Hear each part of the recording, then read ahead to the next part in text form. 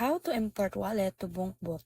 First, open the BunkBoot app or access it through Telegram if you're using the Telegram boot version. Tap or type the command to open your wallet settings, usually wallet or import. From there, select import wallet and you'll be prompted to paste your private key or recovery phrase. Make sure you're using this only with official BunkBoot channel to avoid scams.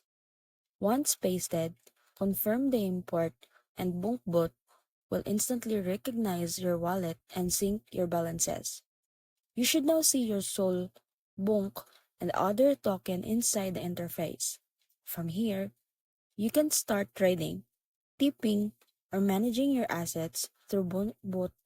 Always double check you're using the verified BunkBoot link or handle to protect your funds. So that's it.